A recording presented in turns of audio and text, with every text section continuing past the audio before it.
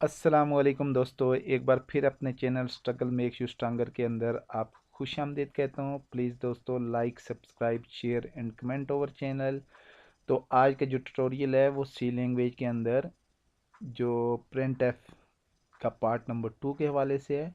तो चले मैं आपको दिखा देता हूँ कि ये जो नंबर 2 है, print F function in C language Urdu के अंदर, आप इसको देखेंगे। तो चलें इसका आगाज़ करते हैं जी।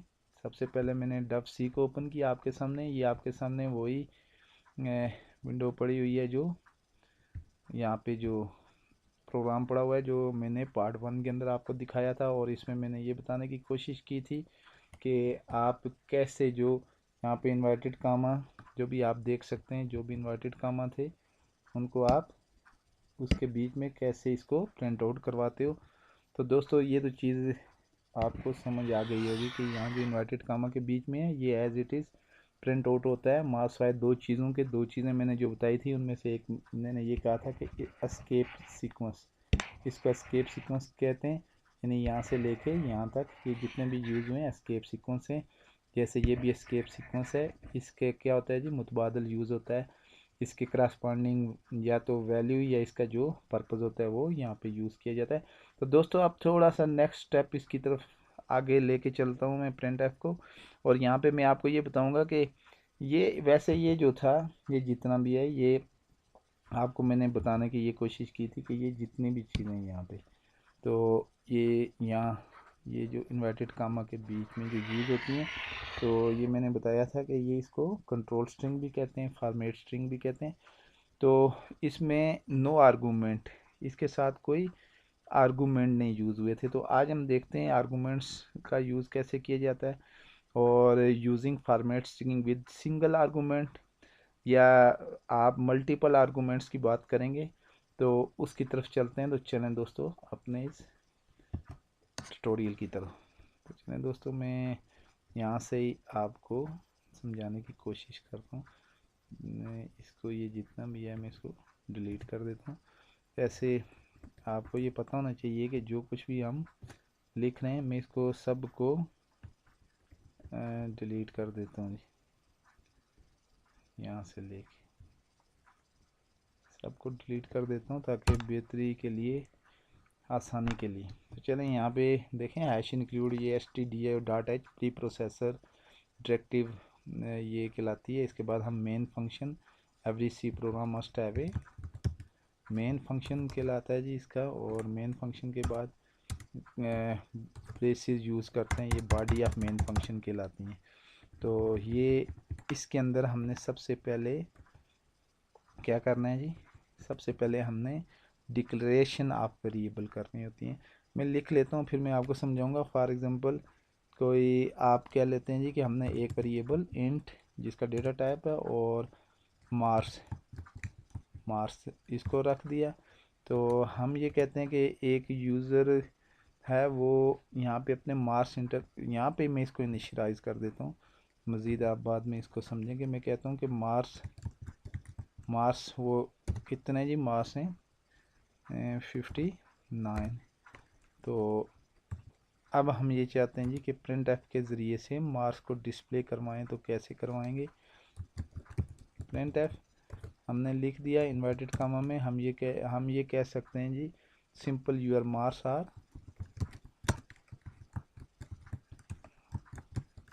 आर हम चाहते हैं यहाँ पे इज़ इक्वल टू बी आए, इज़ इक्वल टू बी आना चाहिए। और मैं यहाँ पे कहता हूँ जी परसेंट डी और यहाँ कामा लगा के तो मैं मार्क्स लिख देता हूँ। दोस्तों, मैं समझाता हूँ आपको ज़रा, इसको आप समझ लें। फिर मैं इसको कंपाइल करता हूँ आपके सामने। देखें जी, no error, error zero, warning zero. मैंने इसको रन किया तो आपके सामने ये लिखा हुआ आ गया जी। ये मैं इसको यहाँ पे रखता हूँ ताकि आपको समझा पाऊँ। तो चलें अब आप इसको समझने की कोशिश करें।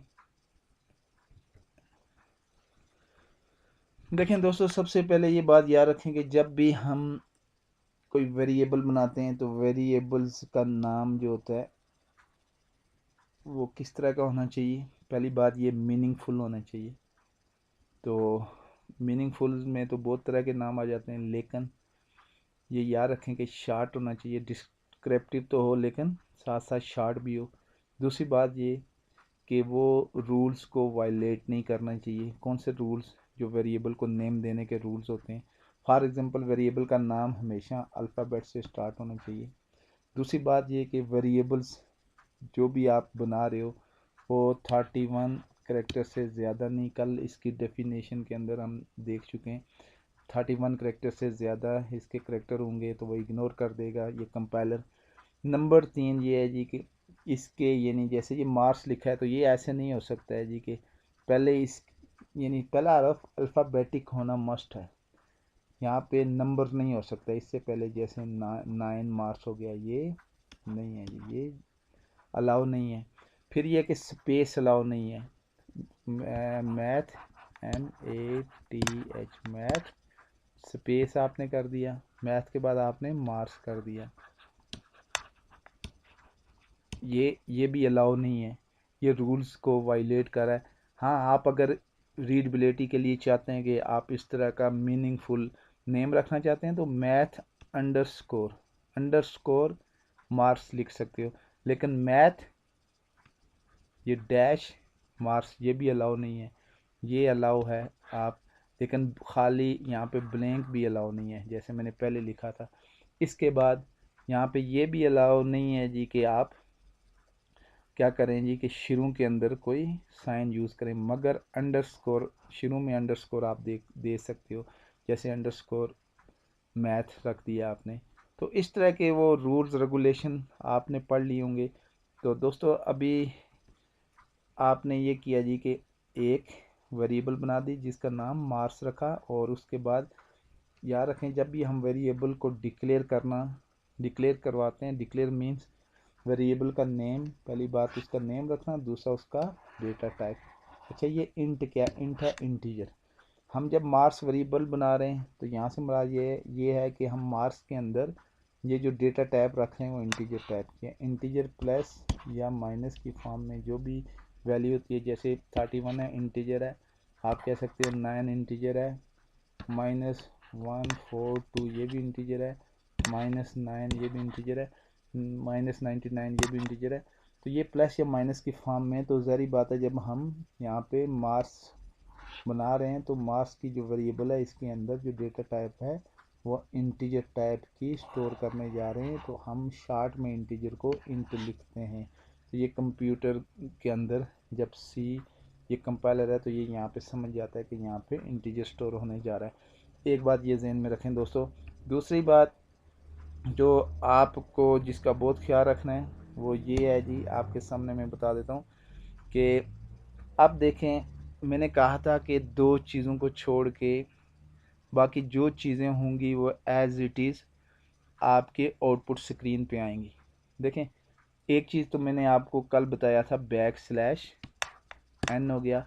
ये इसका पर्पज़ क्या था दोस्तों? इसका पर्पज़ ये था कि ये जो \n होती है जहाँ पे ये हम इंटर करते हैं तो वहाँ से लाइन ब्रेक होके न्यू लाइन में चली जाती है। फॉर एग्जांपल यहाँ पे मैं अगर आप देखें यूआर मार्क्स, तो अगर मैं यहाँ पे लिखूँ यूआर मार्क्स R%D, इसके बाद यहाँ पे \n, यहाँ पे अगर मैं \n का यूज़ करूँ तो यहाँ पे ये लिखा हुआ आएगा यूआर मार्क्स R = 59, ये नीचे आ जाएगा, ये नीचे आ जाएंगे 59 यहाँ पे आ जाएगा।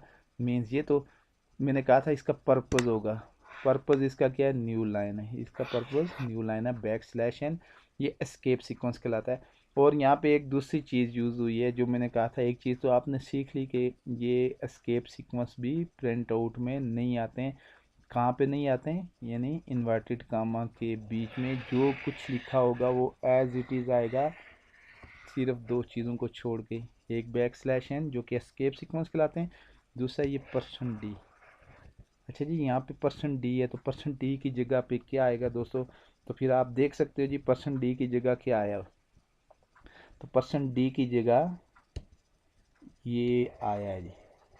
कैसे? गौर करें ज़रा, देखें यूआर मार्क्स R = तो ये देखें एज इट इज़ आया हुआ है यूआर मार्क्स R = तो यहाँ पे परसेंट मार्क्स की जगह पे इसके क्रॉसपॉन्डिंग वैल्यू आई है।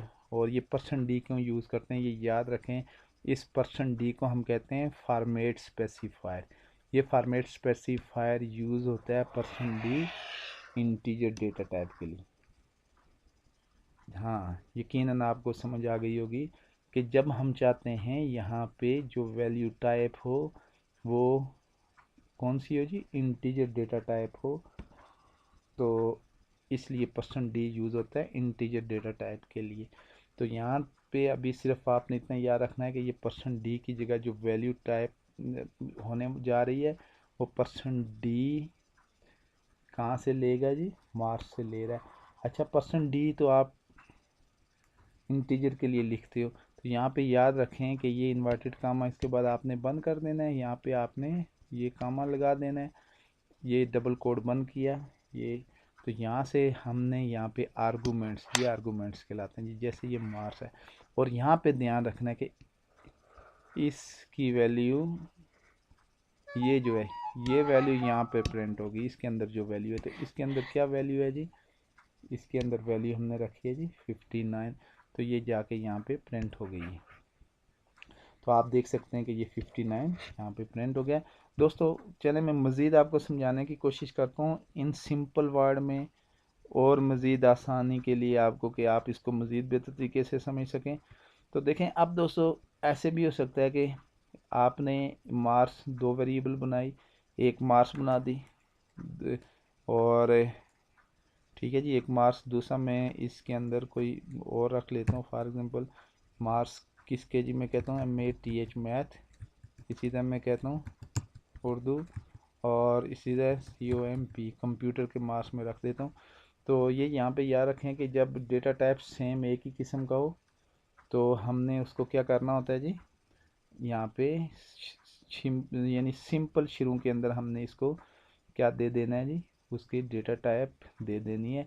अब यहाँ पे भी जो मार्क्स हैं इस मार्क्स को मैं ख़त्म ही कर देता हूँ, यहाँ से मैंने इसको डिलीट कर दिया। अब मैं जो मैथ के अंदर ज़रा मैंने मैथ के अंदर क्या रखना है जी, मार्क्स रखने हैं 50 हैं, 100 हैं, 20 हैं, जितने भी हैं। तो ज़रा वो इंटीजर डेटा टाइप है और इंटीजर को इंट से डिक्लेयर किया जाता है, यानी ये जो डेटा टाइप इंट उसको इंटीजर को ज़ाहिर करता है। और जब एक ही लाइन में उर्दू में भी इंटीजर डेटा टाइप रखना है और कंप्यूटर के अंदर भी इंटीजर डेटा टाइप रखना है। तो दोस्तों यहाँ पे याद रखें कि ये मैथ है या उर्दू है या कंप्यूटर, इन तीनों का डेटा टाइप सेम है। तो हम इनको कामा से सेपरेट करेंगे, यहाँ कामा से सेपरेट कर देंगे और आखिर के ऊपर सेमी कोलन टर्मिनेट करने के लिए लगा देंगे, और तीनों के लिए लाइन के शुरू के अंदर ही इंट लगा देंगे, मीन्स तीनों का डेटा टाइप इंटीजर है। अब एक तो तरीका ये भी है कि हम वहाँ पे उसको डिक्लेयर कर देते हैं, यहाँ पे हम इसको इनिशियलाइज कर देते हैं। हम कहते हैं मैथ के इसके मार्क्स इतने जी, और इसी में हम इसको आगे देखें, यहाँ पे ऐसे भी लिख सकते हैं उर्दू के इज़ इक्वल टू कितने जी 65, और इसके बाद हम क्या देते हैं जी कंप्यूटर के हम क्या देते हैं जी उसने 70 मार्क्स लिए। तो ये हम ऐसे भी इसको लिख सकते हैं। अब अगर मैं आपके सामने इसको कंपाइल करता हूँ जी, तो ये जो एरर दे रहा है ना, ये इस वजह से दे रहा है कि ये यहाँ पे कह रहा है marks was not declare in this scope. तो ये मार्क्स जो वेरिएबल है ही नहीं, इससे पहले डिक्लेयर ही नहीं हुई है, तो इस वजह से यहाँ पे ये मार्क्स कह रहा है डिक्लेयर नहीं है। तो यहाँ पे ज़रा ऊपर मैंने डिक्लेयर नहीं किया है, पहले का ये प्रोग्राम था मैंने इसको रन कर दिया था। अभी मैं इसको दोबारा ये करता हूँ जी, यहाँ पे मैथ लिख देता हूँ, मैथ लिख दिया। आप देखें मैं इसको रन कर रहा हूँ, आप देखेंगे कि यहाँ पे कोई एरर कुछ भी वाक़ा नहीं हुआ है। तो यहाँ पे आप देखें आपके सामने यहाँ पे लिखा हुआ है जी your marks are is equal to 59। तो ये देखें इसमें कोई चेंजिंग नहीं आई है, इसमें कोई चेंजिंग नहीं आई है, परसेंट डी के अंदर यहाँ पे कोई चेंजिंग नहीं आई है।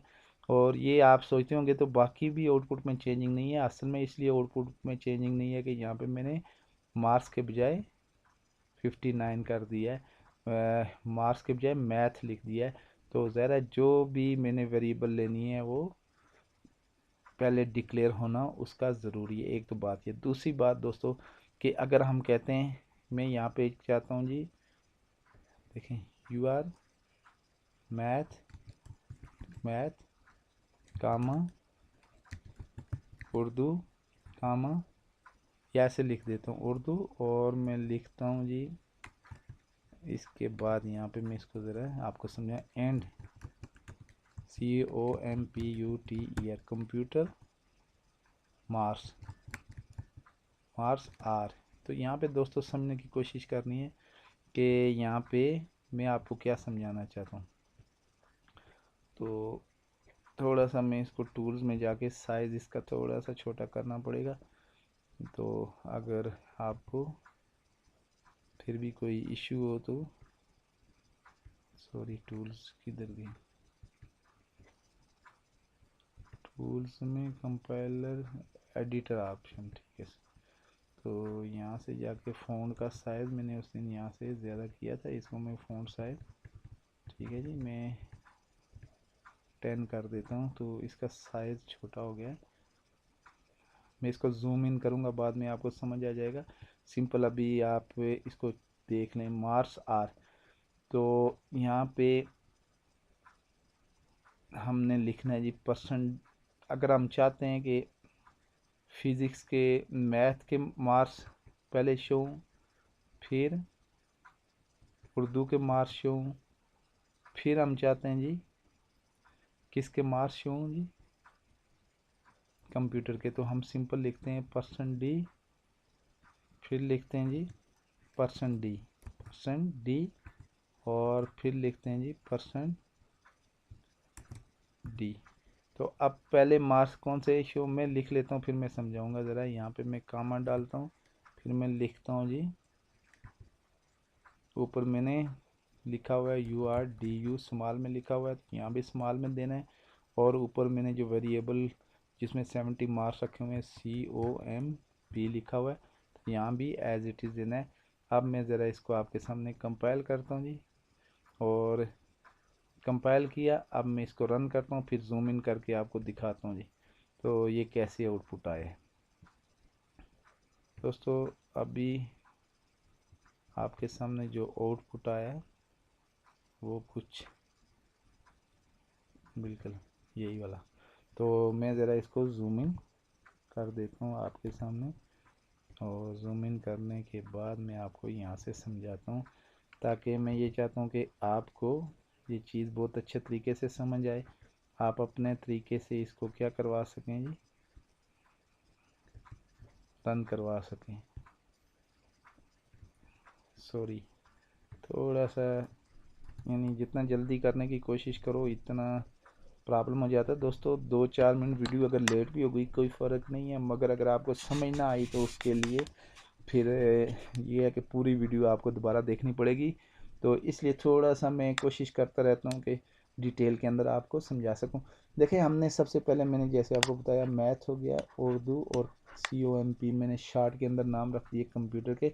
अब मैंने कहा जी कि ये स्टूडेंट के मैथ के मार्क्स हैं 59, कामा दे के इसको मैंने इनिशियलाइज भी कर दिया, ये सारी वैल्यू इसको दे दी। अब मैं ये चाहता हूँ कि स्क्रीन के ऊपर ऐसे प्रिंट हुआ है, कैसे जी, you are math comma Urdu and computer marks are is equal to, तो ये एक सीक्वेंस के अंदर। तो आप देख सकते हैं कि यहाँ से लेके यहाँ तक जो मैंने कहा था, इस इन्वर्टेड कामा से लेके इस इन्वर्टेड कामा के बीच में जो कुछ है वो एज इट इज़ आया है, सिवाय दो चीज़ों को छोड़ के। दो चीज़ें तो यहाँ मैंने यूज़ नहीं की हैं, यहाँ एक चीज़ यूज़ की है, उसमें से मैंने ये फॉर्मेट स्पेसिफायर यूज़ किए, %D, और यहाँ पे बाकी जो कुछ भी है आप यहाँ पे इसको मैच करके देखें, UR मैथ कामा भी आया है, Urdu and computer marks are is equal to भी आया हुआ है, ये देखें इज इक्वल टू भी एज इट इज़ है। अब पहली %D की जगह पे मैंने कहा था इसकी क्रॉसपेंडिंग वैल्यू आएगी, दूसरी %D की जगह भी इसकी क्रॉसपेंडिंग वैल्यू आएगी, तीसरी %D की जगह भी इसकी क्रॉसपेंडिंग वैल्यू आएगी।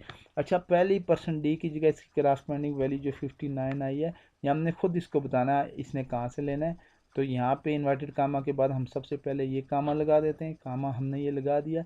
तो इस जो हम पहले लिखेंगे, हमने ये मैथ लिखा है, तो यहाँ पे दोस्तों ख्याल रखना कि आपने जो ऊपर वेरिएबल बनाई है, यहाँ पे जो स्पेलिंग यहाँ पे आपने वेरिएबल को डिक्लेयर करते हुए लगाएं, तो वही स्पेलिंग आपके यहाँ पे होनी चाहिए। अब बीच में आपने यहाँ पे कुछ कामा कुछ भी नहीं लगाना है, तो यहाँ पे आपने दूसरी जगह पे, क्योंकि यहाँ पे हमने दूसरा उर्दू, देखें दोस्तों यहाँ पे मैंने यू बड़ा रखा हुआ है, मगर यहाँ पे मैंने यू छोटा लिखा है। इसलिए यू छोटा लिखा है कि मैंने यहाँ जब वेरिएबल डिक्लेयर की थी तो उस वक़्त मैंने उसको उर्दू को संभाल ही दिया था। अब तीसरी चीज़ दोस्तों आप देख सकते हैं कि यहाँ के ऊपर मैंने क्या किया है जी कि COMP लिखा है, तो यहाँ पे भी मैंने COMP, तो तीसरे की जगह जो मैं वैल्यू चाहता हूँ वो इस चीज़ की वैल्यू चाहता हूँ। अब यहाँ पे आप एक और चीज़ देख सकते हैं कि यहाँ पे मैंने एंड कंप्यूटर लिखा है, इससे फ़र्क नहीं पड़ने वाला। ये तो स्ट्रिंग है, यानी फॉर्मेट स्ट्रिंग जिस तरह की आप चाहते हो। तो दोस्तों ये कितने आर्गूमेंट हो गए, 1 2 3। तो यहाँ पे आपका सिंपल प्रोसीजर मैंने आपको समझा दिया। तो इसमें कोई ऐसी रॉकेट साइंस नहीं है, जस्ट लॉजिक है थोड़ा सा, इसको आपने समझना है। उम्मीद करता हूँ दोस्तों आपको मेरी ये वीडियो पसंद आएगी, और अगर किसी किस्म की अभी भी कन्फ्यूजन है तो याद रखें, एक बात पहले याद रखनी है कि ये जो वीडियो में प्रिंट एफ की बता रहा हूँ ये बेसिक नहीं है, बल्कि ये प्रिंट एफ फंक्शन के हवाले से। अब बेसिक में तो आपको ये भी सीखना है ना फिर के, ये जो बेसिक है इसमें आपने ये भी सीखना है कि ये stdio डॉट क्या है जी, मेन फंक्शन क्या है, कैसे लिखा जाता है, ये वेरिएबल को डिक्लेयर कैसे किया जाता है, वेरिएबल को क्या है जी यहाँ पे मैथ जो इज इक्वल टू 59, या ये वेरिएबल को और कौन कौन से तरीके हैं उसको वैल्यू देने के, ये सारी चीज़ें तो आपने सीखनी है। अभी मैं जो फोकस कर रहा हूँ वो सिर्फ प्रिंट एफ के ऊपर कर रहा हूँ। अगर किसी को ये बाकी चीज़ों के बारे में अभी तक इल्म नहीं है तो इंशाल्लाह मैं कोशिश करूँगा कि इसके हवाले से भी बनाऊँ कि मेमोरी कैसे वेरिएबल्स क्रिएट की जाती है और कंपाइलर उससे कैसे डेटा हासिल करता है, ये जो डेटा टाइप्स हैं ये कितने टाइप्स के हैं, ये सिंपल है। मैं इसलिए उसकी तरफ नहीं जा रहा हूँ कि आप अगर ये सीख जाएंगे ऑटोमेटिकली आप उसको डिक्लेयर करना भी सीख जाएंगे, क्योंकि स्कैन ऐप की मदद से मैं अभी आपको यूज़र से डेटा लेने का तरीका भी बताऊंगा। ये तो मेरे वीडियो का पार्ट 2 होगा इंशाल्लाह। वीडियो पार्ट 3 के अंदर मैं आपको ये बताऊंगा कि आप अगर चाहते हैं कि सिंपल में एक दो प्रोग्राम आपको करके बताऊंगा, जैसे आप चाहते हैं जी कि आप ऐसे लिखें जी कि a plus B plus C is equal to जो भी इनकी वैल्यू आती है, फॉर एग्जांपल 550 आती है, तो ये आउटपुट ऐसा आए, तो ये किस्सा आएगा। और अगर आप ये चाहते हैं कि ये इन ऐसे आए जी 100 ऐसे आ जाए, अगर आप चाहते हो फॉर एग्जांपल आप चाहते हो 200 plus 200 plus 150 is equal to 550, इस तरह का आउटपुट कैसे आए, ए की वैल्यू खुद वो ले ले, बी की वैल्यू खुद ले ले, और सी की वैल्यू भी वो खुद ले ले, प्लस एज इट इज़ आ जाए। तो ये भी मैं दोस्तों आपको सिखाऊंगा। मेरा पर्पज़ इस वीडियो का ये है कि आप प्रिंट एफ के ज़रिए से एक वेरिएबल को, एक कांस्टेंट को, या किसी एक टेक्स्ट को स्क्रीन के ऊपर करना, प्रिंट करना सीखो, आउटपुट दिखाना सीख सको। एक से ज़्यादा, 2 को, 3 को, 10 को, 20 को, जिस फॉर्मेट के अंदर आप चाहते हो वो करना सीख जाओ। दोस्तों उम्मीद करता हूँ कि आपको मेरी ये वीडियो पसंद आई होगी। प्लीज़ दोस्तों आप मेरे इस चैनल को ज़रूर सब्सक्राइब करें, अपने स्टूडेंट साथियों के साथ शेयर भी करें, और बेल आइकॉन के ऊपर भी क्लिक करें ताकि नेक्स्ट अपलोड होने वाली इस तरह की वीडियो आप तक उनका नोटिफिकेशन बर वक्त मिलता रहे। इंशाल्लाह नेक्स्ट वीडियो तक आपसे मैं चाहूँगा इजाज़त। इस तरह की वीडियो देखने के लिए हमारे साथ जुड़े रहिए। अल्लाह हाफिज़।